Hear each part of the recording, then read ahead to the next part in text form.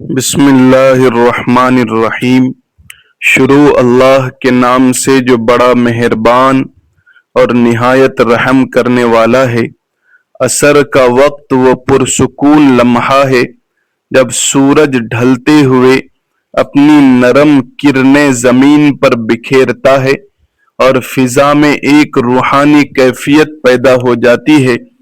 یہی وہ گھڑی ہے جب اگر کوئی خوش نصیب بندہ اخلاص کے ساتھ قرآن مجید کی اس خاص سورت کی تلاوت کرتا ہے تو گویا آسمانوں میں ایک نورانی صدا گونج اٹھتی ہے اور اللہ تعالی کے پاکیزہ فرشتے اس آواز کو سننے کے شوق میں زمین کی طرف متوجہ ہو جاتے ہیں، کیونکہ یہ سورت ان کے دلوں کو بے حد محبوب اور روح کو منور کرنے والی ہے۔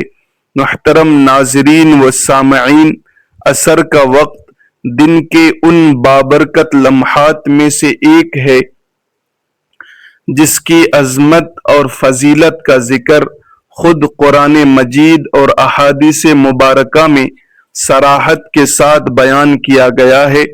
یہ وہ گھڑی ہے جب دن اپنے اختتام کی جانب گامزن ہوتا ہے، سورج کی تپش مدھم پڑنے لگتی ہے اور دنیا بھر کے کاروبار اور معاملات سمیٹے جا رہے ہوتے ہیں۔ ایسے میں انسان جب اپنی تمام تر روز مرہ کی مصروفیات کو پس پشت ڈال کر اپنے خالق حقیقی کی یاد میں مصروف ہوتا ہے تو اسے ایک انوکھا روحانی قرار حاصل ہوتا ہے۔ بدقسمتی سے بہت سے لوگ اس قیمتی وقت کو دنیاوی الجھن، کاروبار کی فکروں اور گھریلو مسائل کی نظر کر دیتے ہیں اور اس وقت کی اصل حقیقت اور روحانیت سے محروم رہ جاتے ہیں۔ لیکن پختہ ایمان رکھنے والے بخوبی جانتے ہیں کہ عصر کا وقت محض ایک نماز کی ادائیگی کا وقت نہیں ہے، بلکہ یہ رب کے حضور دعاؤں کی قبولیت، ذکر الہی اور تلاوت کلام پاک کے لیے ایک نہایت ہی خاص اور اہم گھڑی ہے۔ اسی لمحے اگر کوئی بندہ خدا قرآن پاک کی خاص سورت پڑھنا شروع کرتا ہے تو عالم بالا میں ایک عجیب پرنور منظر برپا ہو جاتا ہے۔ فرشتے تیزی سے نازل ہوتے ہیں اور اس تلاوت کرنے والے کے گرد ایک حصار بنا لیتے ہیں۔ وہ اس کی تلاوت کو نہایت توجہ سے سنتے ہیں اور اللہ رب العزت کے حضور اس شخص کی بخشش اور خیر و برکت کے لیے دعائیں کرتے رہتے ہیں۔ یہ سن کر یقیناً ہر مسلمان کے دل میں یہ تڑپ پیدا ہوتی ہے کہ کاش ہمیں بھی معلوم ہو جائے کہ وہ کون سی سورت ہے جسے سننے کے لیے فرشتے اتنے بے قرار ہو جاتے ہیں۔ قرآن مجید اللہ تبارک و تعالی کا وہ لافانی کلام ہے جس کے ہر حرف، ہر آیت اور ہر سورت میں برکتوں کے سمندر پوشیدہ ہیں۔ جہاں کچھ سورتیں رزق کی فراوانی کا باعث بنتی ہیں تو کچھ بیماریوں سے شفا دیتی ہیں، کچھ دلوں کو اطمینان بخشتی ہیں تو کچھ انسان کے گرد فرشتوں کا پہرا لگا دیتی ہیں۔ احادیث نبوی صلی اللہ علیہ وسلم میں ایسی سورتوں کے بے پناہ فضائل موجود ہیں جن کا پڑھنے والا دنیا اور آخرت کی رسوائیوں سے بچ کر کامیابی کا صحرا اپنے سر سجاتا ہے۔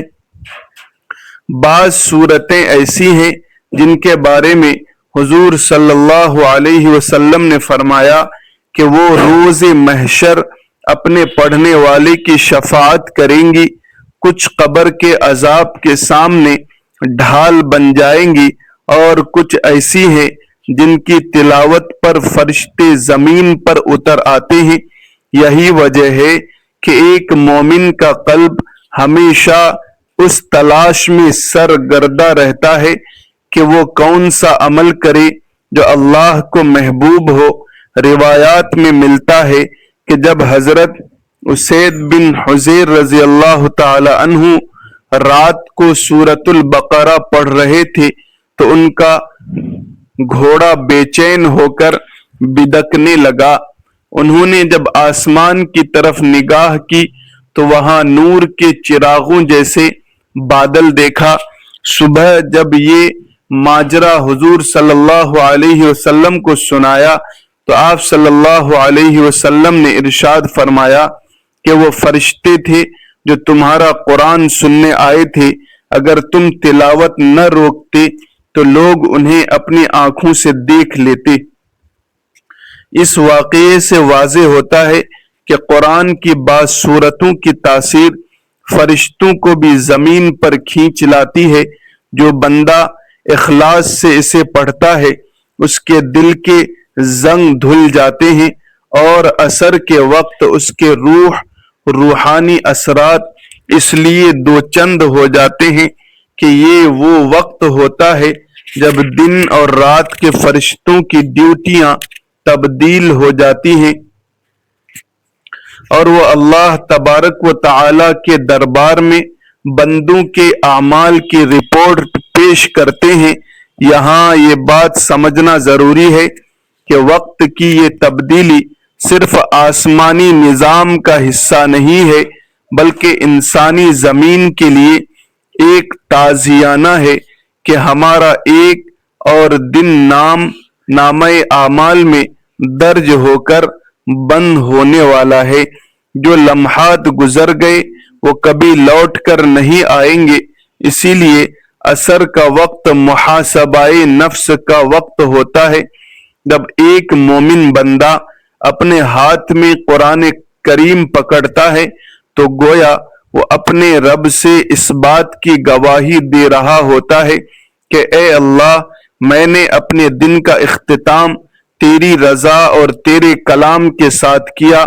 اب ذرا اس انسان کا تصور کریں جو قرض کے بوجھ تلے دبا ہوا ہو، بیماریوں نے اسے نڈھال کر دیا ہو، گھر میں بے سکونی اور اولاد کی نافرمانی سے پریشان ہو۔ اگر اسے یہ معلوم ہو جائے کہ عصر کے وقت ایک سورت پڑھنے سے فرشتے اس کے گھر میں رحمت کی دعائیں لے کر آتے ہیں تو وہ کبھی اس عمل کو ترک نہیں کرے گا، چھوڑے گا نہیں۔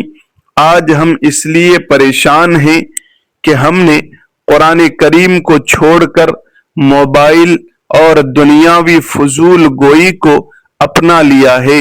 یاد رکھیے، گھروں کی دیواریں اینٹ اور پتھر سے نہیں بلکہ قرآن کریم کی تلاوت اور ذکر الہی سے روشن ہوتی ہے۔ جہاں قرآن پڑھا جاتا ہے وہاں کے رہنے والوں کے چہروں پر ایک خاص نور اور دلوں میں ایک غیر معمولی سکون پایا جاتا ہے۔ اگر ہم چاہتے ہیں کہ گھروں سے شیطان بھاگ جائے اور برکتیں آ جائے تو ہمیں قرآن کریم کی طرف لوٹنا ہوگا۔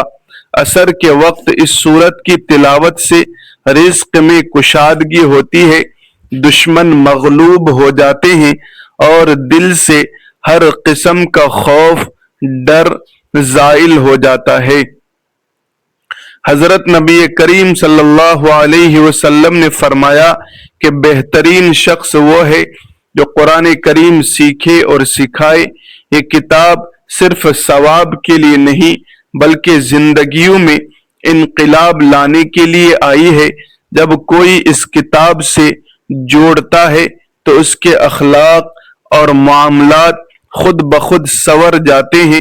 اگر آپ بھی چاہتے ہیں کہ آپ کی اولاد نیک اور صالح ہو اور گھر میں سکون کا ڈیرا ہو تو عصر کی تلاوت کو اپنا معمول بنا لیں۔ یہ دنیا طوفانی ہے، اصل وطن تو آخرت ہے۔ جیسا کہ قرآن کریم میں بھی ذکر ہے کہ دنیا کی زندگی ایک دھوکے کا سامان اور کھیل کود کے سوا کچھ نہیں ہے۔ حضرت عبداللہ بن عمر رضی اللہ تعالی عنہ کو حضور صلی اللہ علیہ وسلم نے نصیحت فرمائی تھی کہ دنیا میں مسافر یا اجنبی بن کر رہو، عقل مند وہی ہے جو موت کے بعد کی زندگی کی تیاری کرے۔ مومن کے لیے دنیا قید خانہ ہے کیونکہ وہ خدا کے احکامات کا پابند ہے، جبکہ کافر کے لیے یہ جنت ہے کیونکہ وہ یہاں مادر پدر آزاد ہے۔ لیکن یاد رہے کہ اسلام دنیاوی ترقی سے منع نہیں کرتا، بلکہ ایسی ترقی کا داعی ہے جس میں اخلاقی اور روحانی پستی نہ ہو۔ اسلام میں رہبانیت کی کوئی جگہ نہیں ہے۔ اصل دینداری یہ ہے کہ دنیا کے حقوق بھی ادا کیے جائیں اور آخرت کو بھی یاد رکھا جائے۔ عصر کی نماز کی اہمیت کا اندازہ اس بات سے لگائیں کہ حضور صلی اللہ علیہ وسلم نے فرمایا، جس نے عصر کی نماز چھوڑ دی اس کے اعمال ضائع ہو گئے۔ فجر اور عصر وہ دو ٹھنڈی نمازیں ہیں جو انسان کو جنت میں لے جاتی ہے۔ اب بات کرتے ہیں اس خاص وظیفے اور عمل کی۔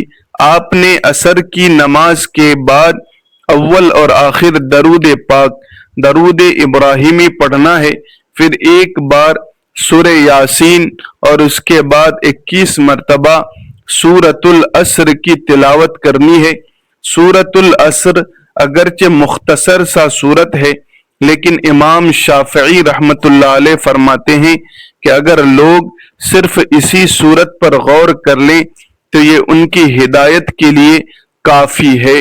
اس میں زمانے کی قسم کھا کر بتایا گیا ہے کہ تمام انسان خسارے میں ہیں، نقصان میں ہیں، سوائے ان لوگوں کے جو ایمان لائے، نیک عمل کیے، حق کی وصیت کی اور صبر کی تلقین کی۔ عصر کے وقت یہ سورت پڑھنا ہمیں یاد دلاتا ہے کہ ہماری زندگی کا سورج بھی غروب ہونے والا ہے، لہذا وقت کی قدر کریں۔ جو شخص اس سورت کو اپنا معمول بناتا ہے، اللہ تبارک و تعالی اسے ہر قسم کے خسارے سے محفوظ فرماتا ہے۔ یہاں یہ بات قابل غور ہے کہ عصر کے وقت کی جانے والی دعا کبھی رد نہیں ہوتی، کیونکہ یہ وہ وقت ہے جب فرشتے آپ کی آواز اللہ کے عرش تک لے کر جا رہے ہوتے ہیں۔